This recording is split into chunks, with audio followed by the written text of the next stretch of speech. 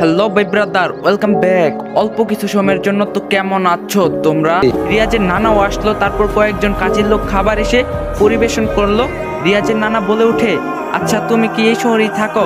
রাফি বলল, আমি এখানে কাজ করতে এসেছি। রিয়াজের নানা বলল, ও তুমি জানো আমার এই একমাত্র মেয়ে রোদেলা আর তারই একমাত্র ছেলে মানে আমার নাতি রিয়াজ, তাকে তুমি আবারও আমার কাছে ফিরিয়ে এনেছো। তোমার এই কৃতজ্ঞতা আমি কখনোই ভুলতে পারবো না। তখনই রিয়াজ বললে, তুমি জানো নানা, এই আঙ্কেলটা না ভূতকে ভয় পায় না, আমি তার সাথে রাতে হেঁটে এসেছি। রিয়াজের নানা বলল, ও তাই নাকি? আর কখনো কিন্তু এমন করবে না। তারপর রোদেলা বলে, আপনার সম্পর্কে তো তেমন কিছুই জানা হলো না। তখনই রাফি বলল, আসলে আমি এই শহরে বেশি দিন হয়নি এসেছি, আর আমার বাড়ি রংপুর। রোদেলা বলল, তাই নাকি? আমার শ্বশুর বাড়িও তো রংপুর, তাহলে তো আপনি এক হিসাবে আমার কাছাকাছিরই মানুষ। রাফি বলল, জি হতে পারি।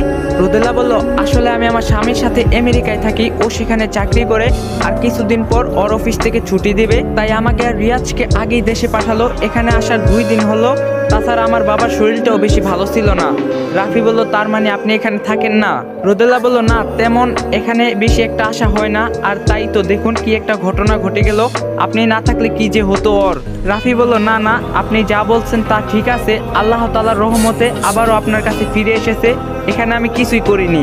রোদেলা বলল, তা ঠিক বলছেন, আর আজ ওর দাদা দাদি এখানে বেড়াতে আসবে, ওর হারিয়ে যাওয়ার কথা শুনে তারও অনেক দুশ্চিন্তায় ছিল। এদিকে রাফি চলে যাওয়ার পর মিমো মাসুদকে একটু এড়িয়ে চলার চেষ্টা করে। এটা দেখে মাসুদ তাকে বলে, জান তুমি আমাকে এমন ইগনোর করে কেন চলতাছো? আসো না তোমাকে একটু আদর করি। মিম বলল, খবরদার আমাকে ধরবে না। মাসুদ বলল, কেন, ধরলে কি হবে? তোমার সাথে আমার তো বিয়েই হবে, তাহলে সমস্যা কি? মিম বলল, এতই যদি বুঝেন তবে কেন বারবার ছোট লোকের মতো আমার কাছে আসছেন? মাসুদ বলল, কেন? আর ভিডিওটা ভালো লাগে একটা লাইক দেওয়া যাবেন। তো দেখা হবে নেক্সট ভিডিওতে। সবাই ভালো থাকবেন, সুস্থ থাকবেন, আল্লাহ হাফেজ।